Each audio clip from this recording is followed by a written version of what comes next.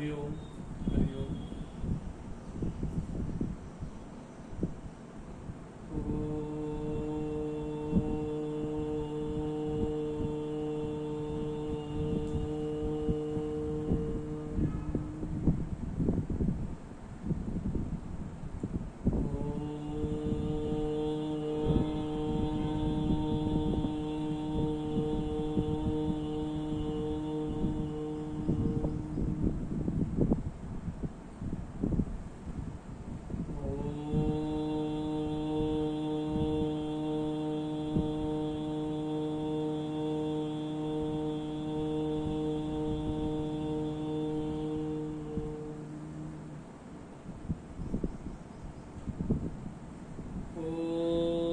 सहना भवतु सहनौ भुनक्तु सह वीर्यं करवावहै तेजस्विनावधीतमस्तु मा विद्विषावहै।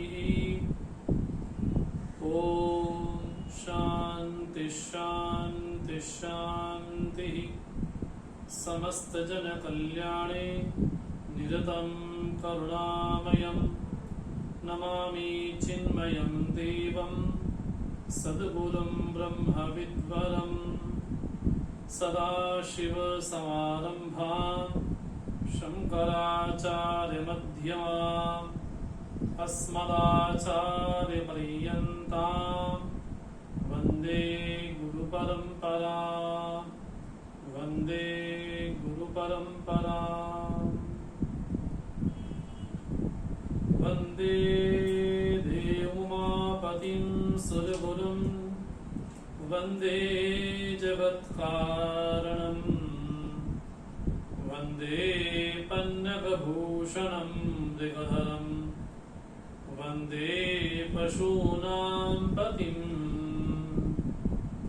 वन्दे सूर्यशशाङ्कवह्निनयनं वन्दे मुकुन्दप्रियं वन्दे भक्तजनाश्रयं च वरदं वन्दे शिवं शङ्करं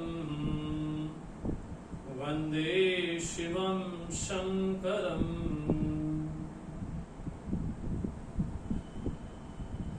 अखिलेश्वर सर्वेश्वर भगवान सदाशिव की कृपा से,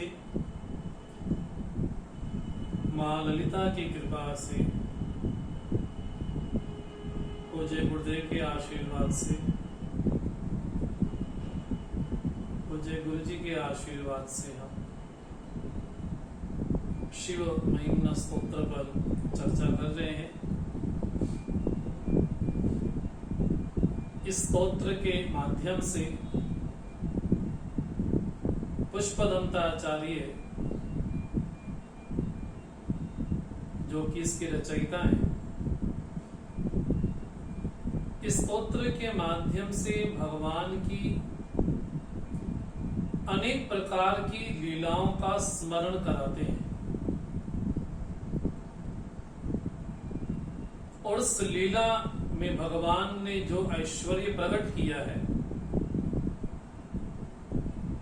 उस लीला के द्वारा भक्त भगवान की लीला को देखते देखते, श्रवण करते करते तल्लीन हो जाए, यही लीला का प्रयोजन होता है। जहां लीन होना हो, भगवान की अनेक प्रकार की लीलाओं को अनुभव करते करते, उस लीला का मुख्य एक ही उद्देश्य हो सकता है कि हमारी ईश्वर के प्रति जो निष्ठा हो वो कैसी हो, बोले सतत बनी रहे। यही लीला का उद्देश्य होता है। लीला में घटना बहुत विशाल होती है, बहुत विशाल घटना होती है, लेकिन उस लीला को चित्रण करते हुए एक नाम के द्वारा या श्लोक के माध्यम के द्वारा उस सारे घटनाक्रम को एकत्रित कर दिया जाता है। जैसे भगवान का एक नाम है दामोदर। केवल दामोदर नाम स्मरण करने से ही वो जो घटना विशेष घटी थी कि मां यशोदा रस्सी के द्वारा उनके उदर को बांधना चाहती हैं, तो किस प्रकार घटना विशेष घटी। इतनी बड़ी घटना को बतलाने के लिए केवल दामोदर नाम बोलते हैं तो सारी लीला का स्मरण चित्त में आ जाता है। भगवान का एक नाम स्मरण करें, गोवर्धन गिरधारी, तो इतनी बड़ी जो घटना विशेष घटी, भगवान ने 7 दिनों तक अपने हाथ पर उस गोवर्धन पर्वत को उठाया। उसके पीछे क्या घटनाक्रम रहा होगा, उस सारी घटना को केवल एक ही नाम के द्वारा हम स्मरण कर लेते हैं।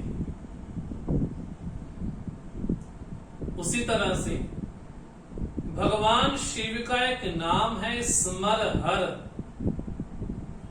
काम का दहन करने वाले, मनोजनाशक भगवान शिव। केवल स्मरहर नाम कहने मात्र से ही वो सारी घटना का स्मरण हमारे चित्त में आ जाता है। इसलिए किसने रमन महर्षि से पूछा कि भगवान की स्मृति कैसी हो, तो सद्दर्शन नामक ग्रंथ में श्री रमन महर्षि कहते हैं, तस्य स्मृति ही तत्र दृढ़ैव निष्ठा। निष्ठा मैंने नितराम स्थिति, ऐसी जिसकी स्थिति बन जाए और उसकी स्मृति ही निष्ठा के रूप में अभिव्यक्त हो जाए। इसलिए विष्णु सहस्रनाम के प्रारंभ में हम सुनते हैं, पढ़ते हैं, यस्य स्मरण मात्रेण जन्म संसार बंधनात् विमुच्यते नमस्तस्मै विष्णवे प्रभ विष्णवे। जिसका स्मरण मात्र करने से भवबंधनात् विमुच्यते, स्मरण मात्र करने से। तो स्मरण का अर्थ है वहां पर नितराम निष्ठा होना। जैसे रात को कोई 2 बजे हमको बिस्तर से उठा करके पूछे कि तुम्हारा नाम क्या है, तुम किस धर्म को बिलोंग करते हो, किस संप्रदाय को बिलोंग करते हो, तुम्हारे माता पिता का नाम क्या है, तो मुझे माला पकड़ करके याद नहीं करना पड़ता। मैं ब्राह्मण हूं, क्षत्रिय हूं, गृहस्थ हूं, सन्यासी हूं,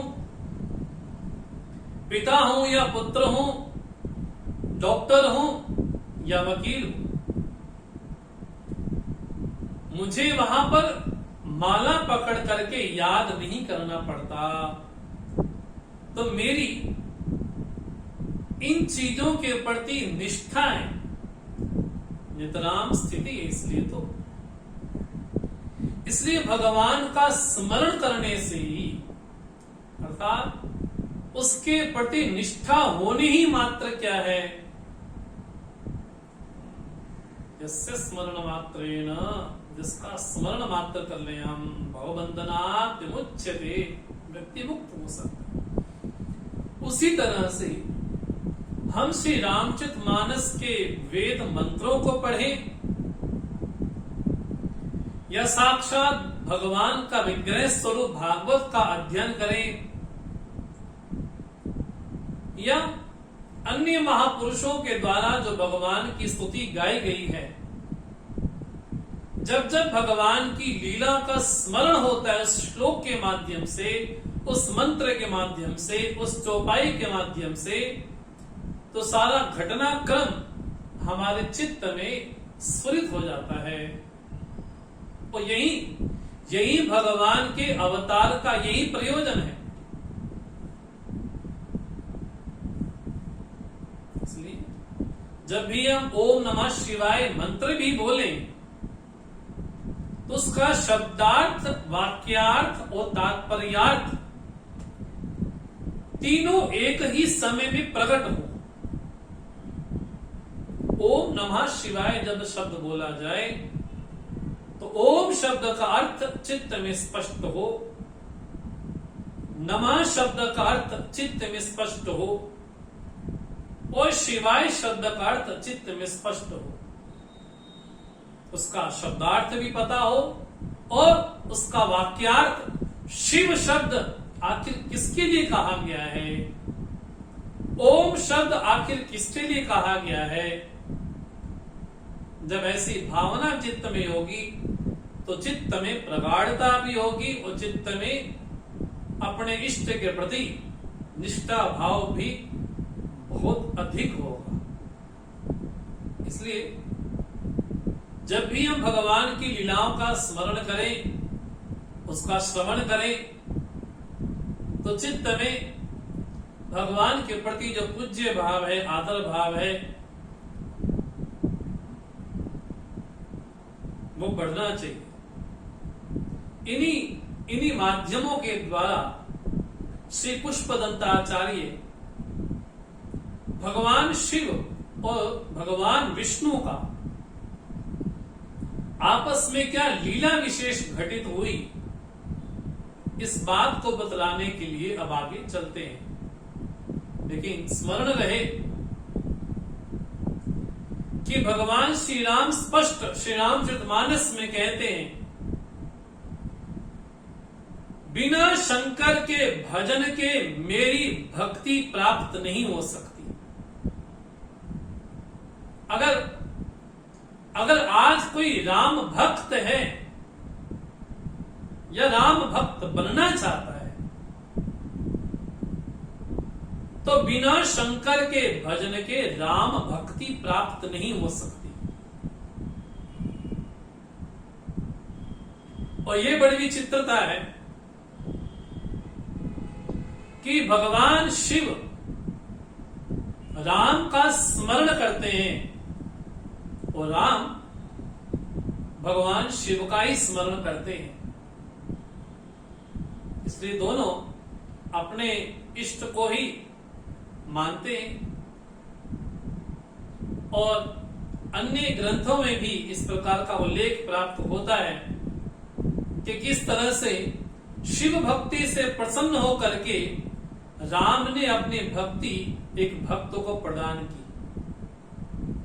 दोनों में कोई भेद नहीं है, लेकिन लीला के कारण भगवान वैसा अवतार विशेष धारण करते हैं।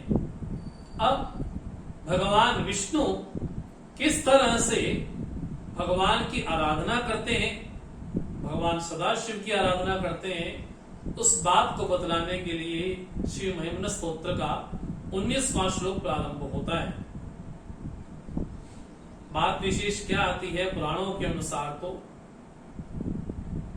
कि एक समय समस्त देवतागण भगवान विष्णु के पास जाते हैं और उनसे निवेदन करते हैं कि हम दैत्यों के द्वारा बहुत आक्रांत हो चुके हैं, आप कृपा करें, कृपा पूर्वक हमें दैत्यों से छुटकारा प्राप्त हो, आप ऐसा कुछ हमारे पे कृपा भाव रखें। तो भगवान विष्णु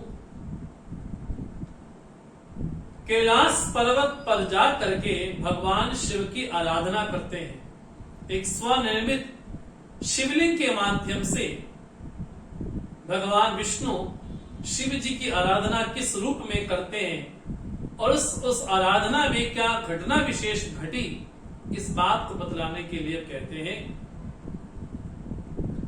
हरिस्ते सहस्रम कमल बलिमाधाय पदयो हृदय कोने तस्मिन् निजमुदहरन् नेत्रकमलम्। क्रतो भक्त्योद्रेकः परिणतिमसौ चक्रवपुषो त्रयाणां रक्षायै त्रिपुरहर जागर्ति जगताम्। घटना विशेष क्या है कि भगवान विष्णु भगवान की अर्चना करते हैं और अर्चना करने के लिए वो क्या साधन जुटाते हैं, तो शिव सहस्त्र नाम के द्वारा, भगवान शिव के सहस्त्र नाम 1000 नाम हैं। हालांकि भगवान के नाम तो अनंत हैं, लेकिन भगवान के भक्तों ने कुछ गणना की तो सहस्त्र नाम जब अर्चना की जाती है, जब विष्णु सहस्त्र नाम भी पढ़ते हैं या शिव सहस्त्र नाम पढ़ते हैं या गणेश सहस्त्र नाम पढ़ते हैं या ललिता सहस्त्र नाम पढ़ते हैं, एक तो केवल श्लोक होते हैं, है ना, और एक केवल नाम मात्र होते हैं। तो कोई लोग पाठ पढ़ते हैं, जैसे विष्णु सहस्त्रनाम का कोई स्तोत्र का पाठ पढ़ता है और कोई नामावली पढ़ता है। तो नामावली में एक एक नाम का स्मरण करते हुए उनके चरणों में पुष्प अर्पण किए जाते हैं, कोई अक्षत अर्पण करता है। लेकिन उसकी पूर्व की प्रक्रिया भगवान की षोडशोपचार पूजा की जाती है। उस पूजा के अंतर्गत ही भगवान के सहस्त्र नामों का अर्चना होता है। तो भगवान विष्णु समस्त दैत्यों से कहते हैं कि मैं शिवाराधना करता हूं और भगवान शिव को प्रसन्न करता हूं ताकि वो मुझे अभिष्ट मुझे प्रदान कर सके। उस समय घटना विशेष क्या घटी, तो बोलते हैं कि भगवान विष्णु ने तो संकल्प किया है कि 1000 पुष्पों के द्वारा, लेकिन वो पुष्प कैसे हो, बोले कमल पुष्प हो। तो कमल पुष्पों के द्वारा एक एक नाम का स्मरण करते हुए ओम शिवाय नमः, ओम गिरीशाय नमः, ओम जगत गुरुवे नमः, तो एक एक पुष्प लिया जाता है और हृदय पे स्मरण करते हुए भगवान को अर्पण किया जाता है। उसी तरह से हम जब भी भगवान के सहस्त्र नामावली पढ़ते हैं तो नामावली में क्या भाव है कि पुष्प ले और पुष्प हृदय से लगाएं, लगाने के बाद आप भगवान को अर्पण करें। अब अर्चना में विशेषता क्या होती है कि एक बार आपने जो पुष्प ले लिए और जिस आसन पर बैठ गए, पुनः उस आसन से उठना नहीं चाहिए जब तक पूजा समाप्त ना हो जाए। हमारी आजकल की पूजा बड़ी विचित्र होती है ना, साथ में मोबाइल भी रखते हैं, है ना, तो अर्चना भी हो रही है, भगवान का नाम भी कर रहे हैं और बीच में फोन भी आ गया तो अर्चना छोड़ करके फिर हम फोन पे सुनने लग जाते हैं। ये तो भगवान की बेअदबी है, उनका तिरस्कार है। तो अर्चना में सावधानी क्या है? अर्चना में सावधानी है कि एक बार अगर आपने पुष्प ले लिए या जो भी सामग्री से आप भगवान का अर्चन करना चाहते हैं, तो एक बार सामग्री जुटाने के बाद आपको पुनः उठना नहीं पड़ता। अब भगवान विष्णु ने तो संकल्प कर लिया कि मैं 1000 पुष्पों के द्वारा शिवार्चन करूंगा। उस समय घटना क्या घटी? हरिस्ते साहस्रम कलम कमल बलिम आधाय पदयो ते पदयो, आपके चरणों में, ते पदयो आपके चरणों में, हरि सहस्रम कमलम बलिम आधाय, मानो की 1000 कमल पुष्प हैं, उनकी भगवान विष्णु ने क्या की? बोले आपके चरणों में भेंट अर्पण किया। ओम शिवाय नमः, ओम गिरीशाय नमः, ओम कैलासवासिने नमः, ओम कपर्दिने नमः, ओम सूक्ष्मतनवे नमः, ओम अघोराय नमः। तो भगवान विष्णु तो एक एक नाम स्मरण करते हुए पुष्प उठाते हैं, हृदय से लगाते हैं, शिवाय नमः, गिरीशाय नमः, अर्चना कर रहे हैं, भगवान की स्तुति कर रहे हैं, बड़े मस्त होके कर रहे हैं। अब भगवान शिव को लगता है कि निष्ठा तो भगवान विष्णु की बड़ी प्रबल है, लेकिन फिर भी भगवान विष्णु भी बड़े अनन्य भक्त हैं भगवान शिव के। लेकिन शिव जी को लगता है कि थोड़ी लीला की जाए। तो क्या लीला की? यदा एक कोणे तस्मिन निजम उदहर नेत्र कमलम गतो भक्त्युद्रेका परिणतिमसो चक्र वपुषा। भगवान शिव ने क्या किया? बोले एक पुष्प को थोड़ा सा हटा लिया, कमल पुष्प को। अब 999 तो पुष्प हो गए। अर्चना करते करते इतना समय तो हो गया, लेकिन क्या हुआ?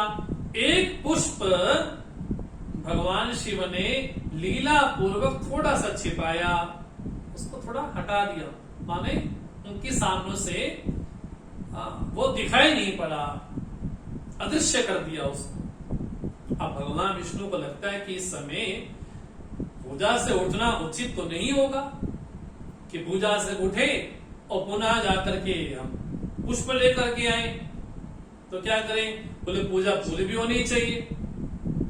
जब पूजा पूरी होनी चाहिए तो उसमें कोई विघ्न तो ना पड़े। तो क्या करें? भगवान विष्णु को लगा कि लोग मुझे बोलते हैं कि मैं कमलाक्ष हूं, मेरे नेत्र कमल के समान है, कमल के सदृश हैं। तो क्या किया? बोले एक अस्त्र के द्वारा अपने, हाँ जी, नेत्र रूपी कमल को ही मानो उखाड़ लिया। कौन सा? निज निज, अपना ही नेत्र, दूसरे का नहीं, अपना ही नेत्र। भगवान विष्णु को लगा कि मेरा नेत्र कमल के समान है, तो क्यों ना कमल के समान अपने नेत्र को ही भगवान को अर्पित कर दूं, ताकि पूजा मेरी निर्विघ्न समाप्त हो। अब जैसे ही किसी वस्तु के द्वारा, शस्त्र के द्वारा भगवान विष्णु अपने नेत्र को बाहर निकालना ही चाह रहे थे, उसी समय भगवान शिव का प्रागट्य होता है।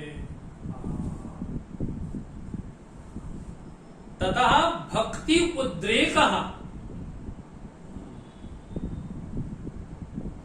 भक्ति का ऐसा उद्रेक होगा कि भगवान विष्णु इतने भगवान शिव की आराधना में इतने निष्ठ हो गए, इतने निष्ठ हो गए कि उनको लगता है कि मेरे अपना नेत्र ही अर्पण कर देना चाहिए। ये क्या है? ये भक्ति का उद्रेक है, ये भक्ति का आवेश है, ये भक्ति का आवेग विशेष है कि व्यक्ति को ये भावना रहे कि वहां पर अंग की महिमा ना होकर के अपने इष्ट की महिमा प्रसिद्ध होनी चाहिए। ये कितनी बड़ी साधना, कितनी बड़ी भक्ति, कितनी निष्ठा होगी भगवान विष्णु की, भगवान शिव के प्रति, कि अपना नेत्र ही अर्पण करने जा रहे हैं। ये भक्ति का उद्रेक है। और वास्तव में भक्ति की यही स्थिति होनी चाहिए साधक में। जब भी साधक अपनी भक्ति में बैठे तो जगत को पूरा नश्वर मान करके बैठे, जगत को पूरा नश्वर मान करके, समझ करके ही भक्ति की आराधना करनी चाहिए। वो हमारी तरह नहीं कि थोड़े समय माला जाप कर लिया, थोड़ा मोबाइल सुन लिया, थोड़ा किसी से बात कर ली, फोन भी आ गया, फोन अटेंड भी कर लिया, हो भी गया। बोले ये तो भक्ति नहीं है। भक्ति तो वो है कि आप आसन पे बैठे और बैठने के बाद जब तक आपकी अर्चना, जब तक आपकी स्तुति साधना समाप्त नहीं हो जाती, तब तो इस भाव में बैठना चाहिए कि अब जगत नश्वर है। अगर कोई हानि होनी भी होगी तो कितनी बड़ी हो जाएगी। श्री नानक जी क्या कहते हैं, चिंता ताकि कीजिए जो अनहोनी होए, इह मार्ग संसार का नानक थिर नहीं कोई। बोले चिंता तो उसकी होनी चाहिए जो अनहोनी होए। आज तक सृष्टि में कोई अनहोनी तो हो ही नहीं। जो भी चल रहा है, किसी का संयोग हो रहा है, किसी का वियोग हो रहा है। इसलिए बोलते हैं चिंता ताकि कीजिए जो अनहोनी होए, ये मार्ग संसार का। बोले संसार का मार्ग क्या है, नानक स्थिर नहीं कोई भी वस्तु स्थिर नहीं है, परिवर्तनशील है। तो ये भक्ति का उद्रेक कैसा हुआ, गतो भक्ति उद्रेका परिणतिमसो चक्र वपुष। भगवान शिव उनकी आस्था से, निष्ठा से इतने प्रसन्न हुए कि भगवान शिव साक्षात प्रकट होकर के उनको क्या प्रदान करते हैं, सुदर्शन चक्र प्रदान करते हैं। चक्र वपुषा, ये भगवान विष्णु के हाथ में जो सुदर्शन चक्र आया है वो क्या है, ये भगवान शिव के द्वारा ही प्रदत्त है, उनको प्राप्त हुआ है। सुदर्शन चक्र माने क्या है, भगवान का सुंदर दर्शन ही ये सुदर्शन चक्र है। दुष्टों के लिए वो चक्र दंड के समान है, लेकिन सज्जनों के लिए, भक्तों के लिए वो सुदर्शन क्या है, बोले सुंदर दर्शन के समान है, जो कि नित्य प्रति भगवान के हाथ में विराजमान रहता है। भगवान विष्णु के हाथ में शंख चक्र गदा पद्म विराजमान है ना, तो जो चक्र भगवान को प्राप्त हुआ है वो भगवान शिव की विशेष आशीर्वाद से उनको प्राप्त हुआ है। ऐसा जो भगवान का लीला विग्रह है कि अपने भक्त की प्रसिद्धि दिलवाने के लिए, हालांकि इस लीला के द्वारा भगवान शिव ने एक बात तो सिद्ध करवाई। बोले क्या, बोले भक्ति में आवेश हो, भक्ति में आवेग हो, और इतना आवेश हो कि शरीर की कोई सुध-बुध ही ना रहे। भगवान विष्णु तो अनन्य निष्ठ ही हैं, लेकिन फिर भी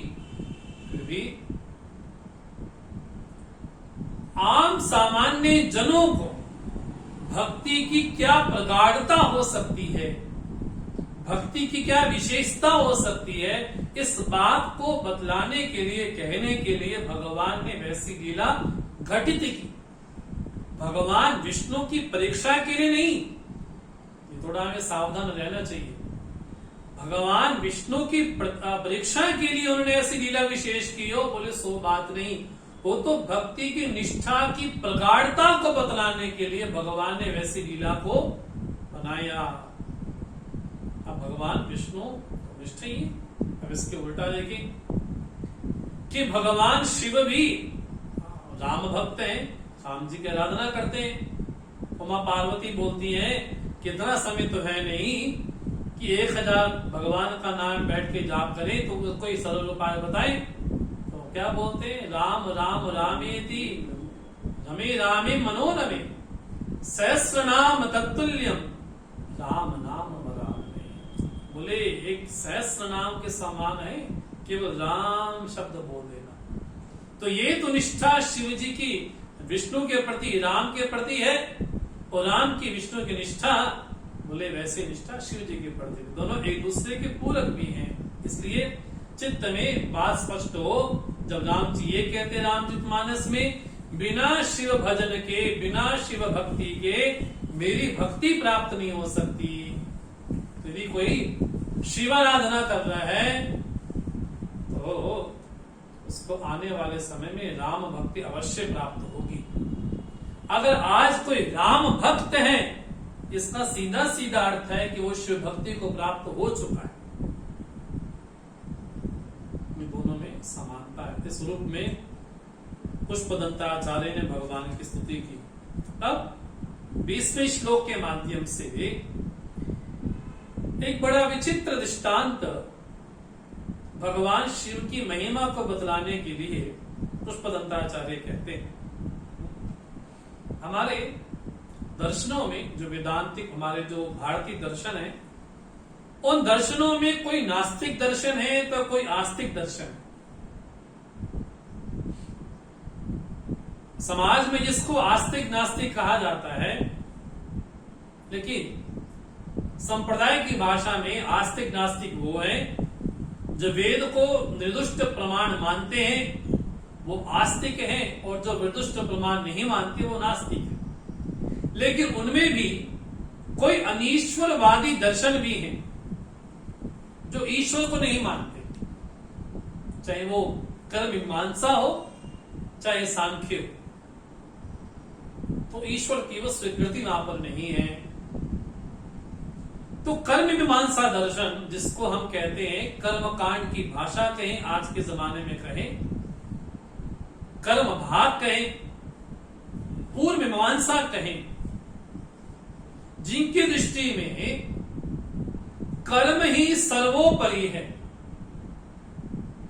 जिनकी दृष्टि में कर्म फल दाता की आवश्यकता नहीं, उनको ये लगता है कि कर्म अपने आप में ही फल देने में समर्थ है,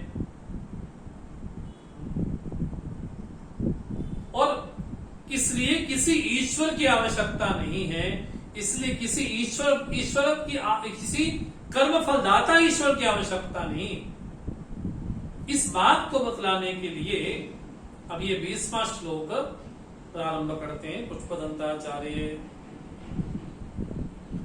कृतो सूक्ते जाग्रत त्वमसि फलयोगे क्रतुमताम् त्वकर्म प्रध्वस्तं फलति पुरुषाराधनमृते अतस्त्वां सम्प्रेक्ष्य क्रतुषु फलदान प्रतिभुवम् श्रुतौ श्रद्धां बद्ध्वा दृढपरिकरः कर्मसु जनाः।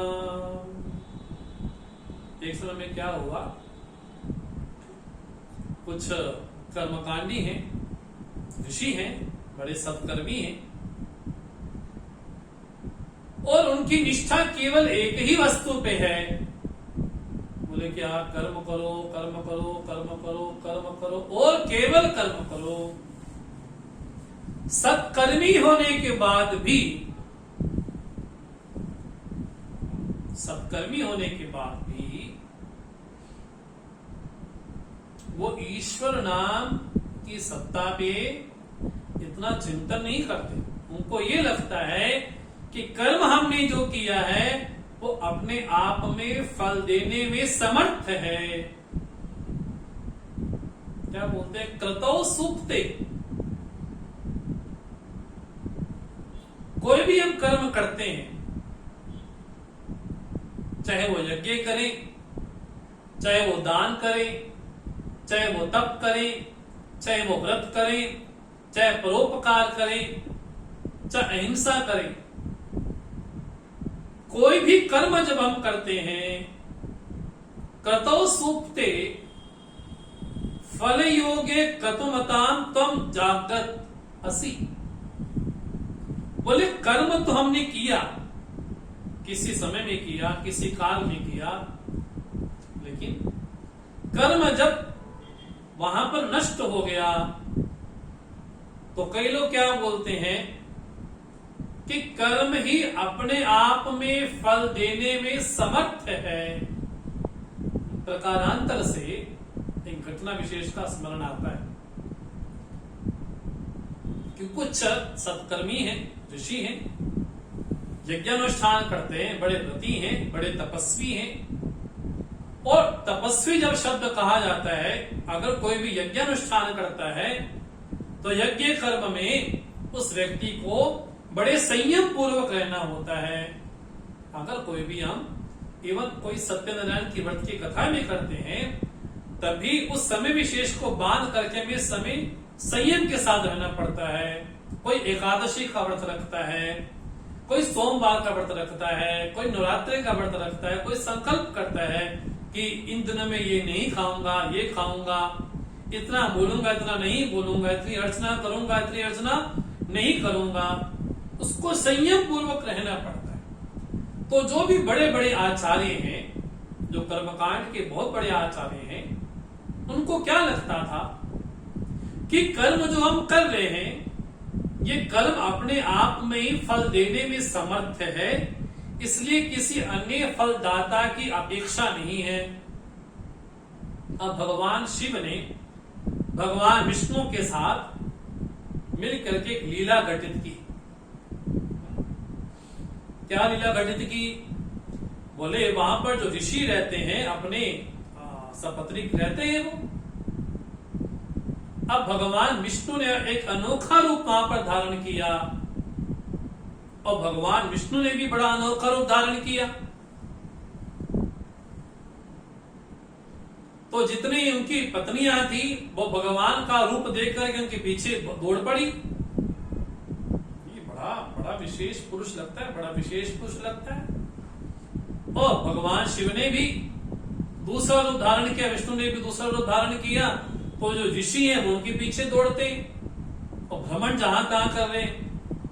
उनको लगा कि कुछ ना कुछ तो गड़बड़ जरूर है, पत्नियां वहां भागी है, हम यहां भाग रहे हैं, कोई हमारे साथ घटना तो जरूर घट रही है। तो दोनों वहां पर ऋषियों ने कहा कि इसको पकड़ना चाहिए कि कोई ना कोई हमको अदृश्य शक्ति कुछ संकेत देना चाहती है, कहना चाहती है। तो कौन है? मन में क्रोध भी आया। तो दोनों विष्णु और शिव वहां पर एक रूप हो जाते हैं।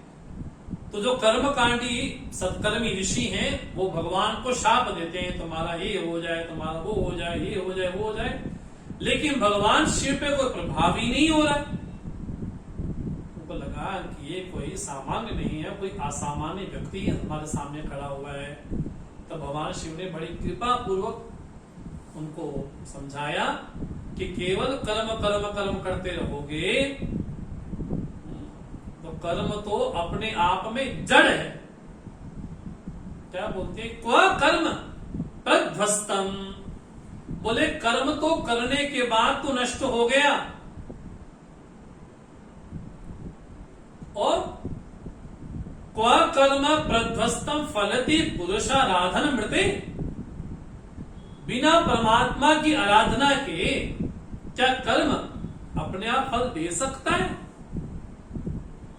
रमन महर्षि उपदेश सार में पहला ही श्लोक यही बोलते हैं, कर्तुराज्ञया प्राप्यते फलम कर्म किम परम कर्म तज्जड़म।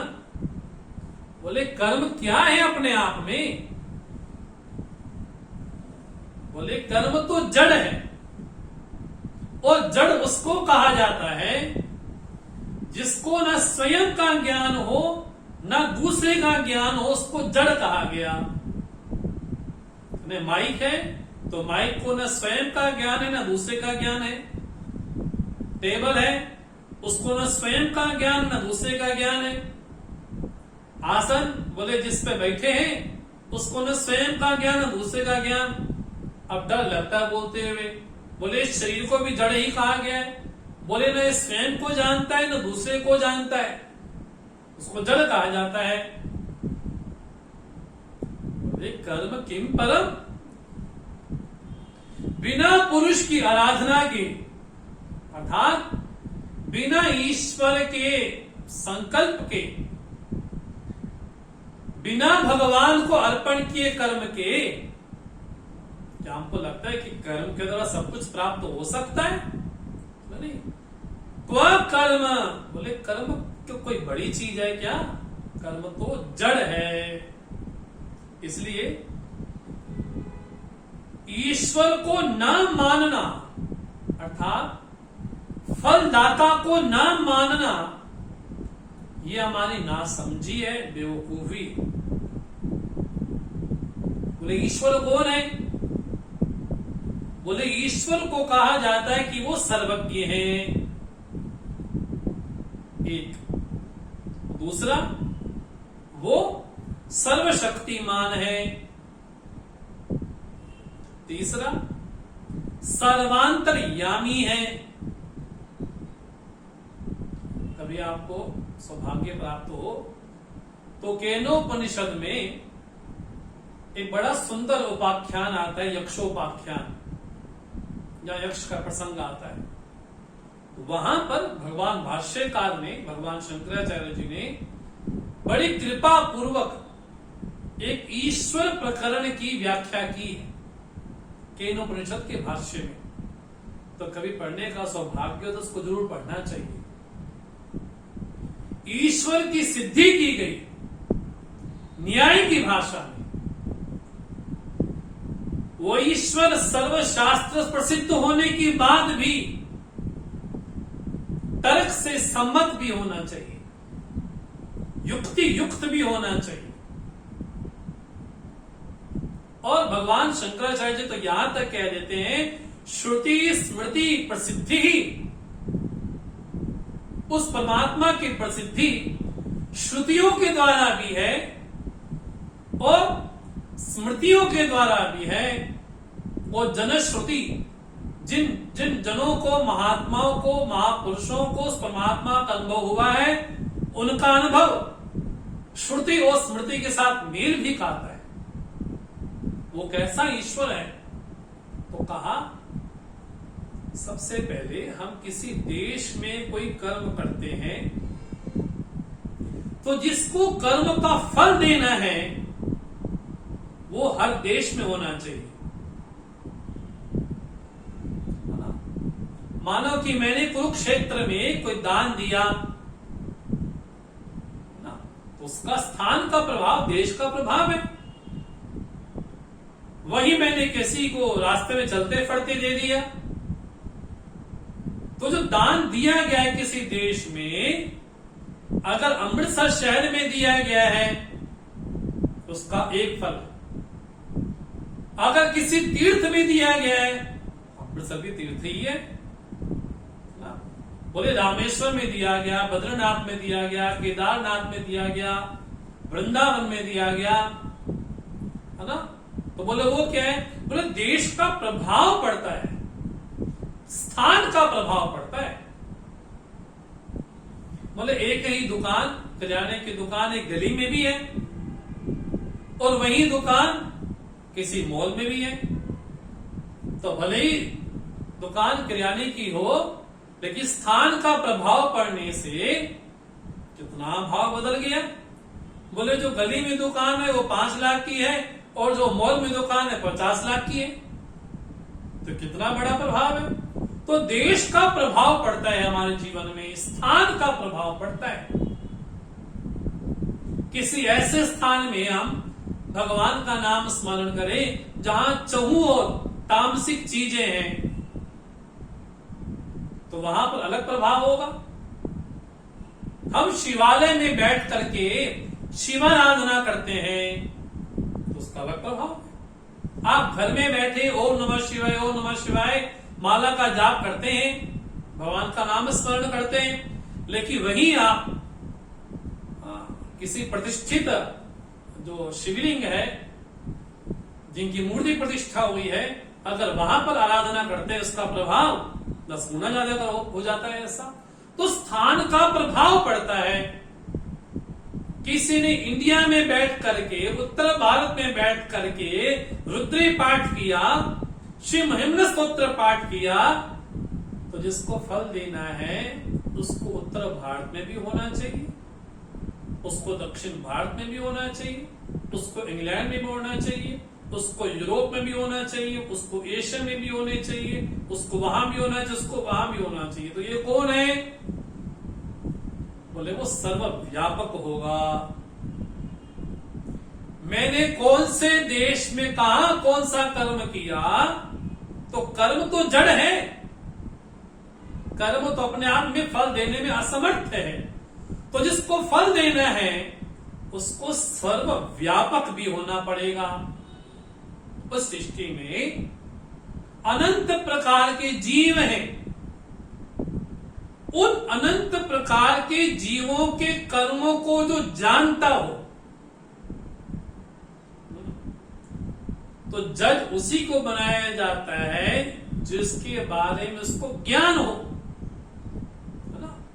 सुप्रीम कोर्ट में, हाई कोर्ट में जज उसी को बनाया जाता है जो उस विषय के बारे में जानकार हो, उसको समझ हो, ज्ञान हो, तभी उसको उस पद पे बिठाया जाता है।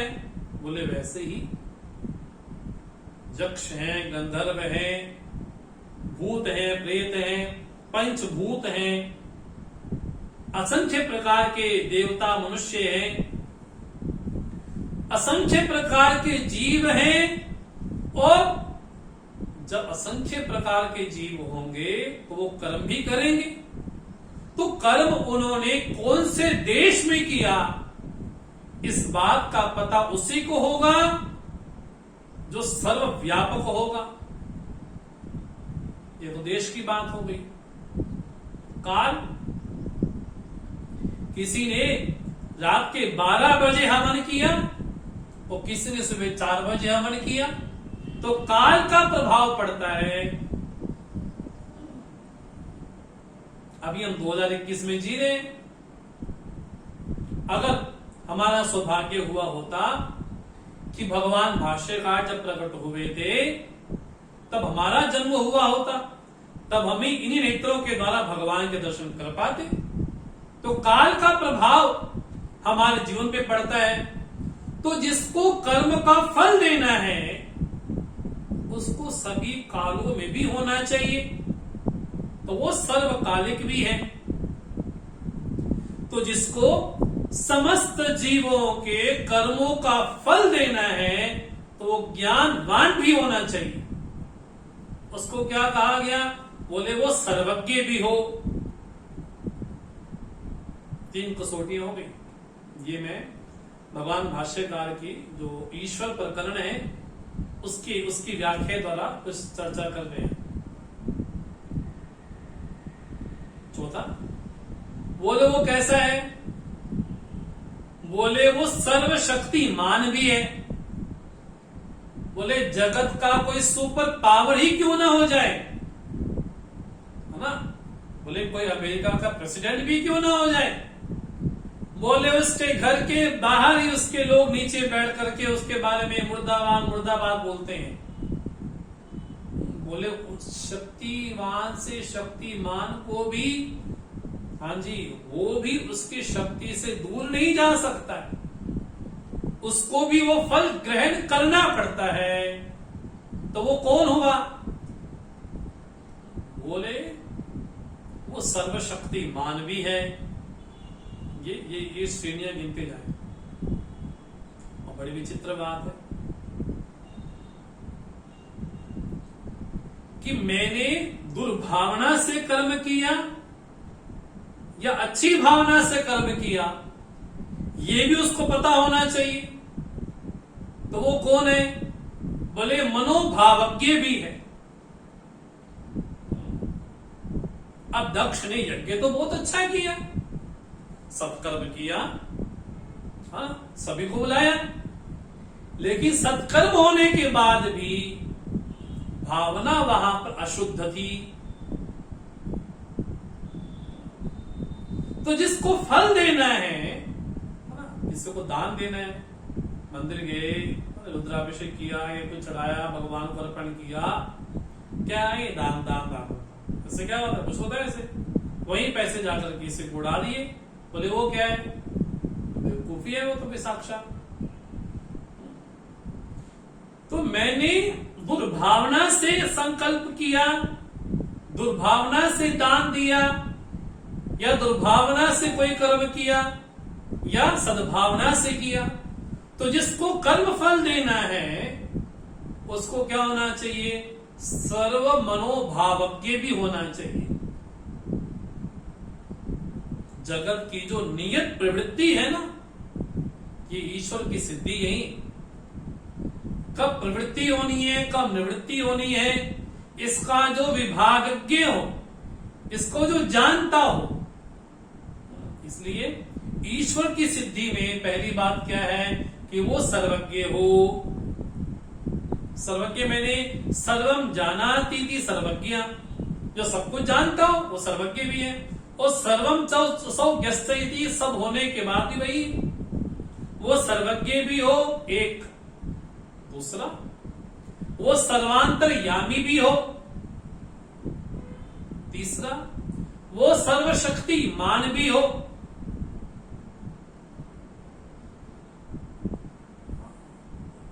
और कैसा हो? बोले सर्व विज्ञान भी हो। जितने प्राणी हैं, चींटी से लेकर के ब्रह्मा पर्यंत जितने प्राणी विशेष हैं, किस प्राणी को किस समय कहां किस अवस्था में कितना कहां फल देना है, ये कर्म को नहीं पता है। कर्म तो मैंने आज किया, हाँ जी, समय पाकर के वो फल देता है।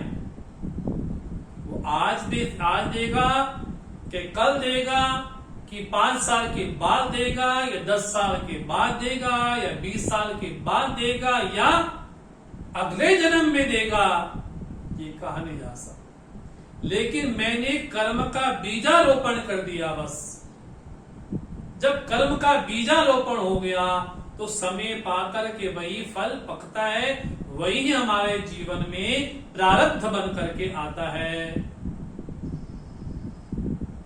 तो पुष्पदंताचार्य कहते हैं, क्वा कर्म प्रध्वस्तम फलति पुरुषाराधन मृते। बिना उस परमात्मा की आराधना के क्या कर्म अपने आप में फल देने में समर्थ है? फल दे ही नहीं सकता। ये तो सरासर बेईमानी हो सकती है कि फल तो प्राप्त हो लेकिन फलदाता को ना माने। तो बड़ी ना समझिए। इसलिए बोलते हैं ईश्वर कैसा है?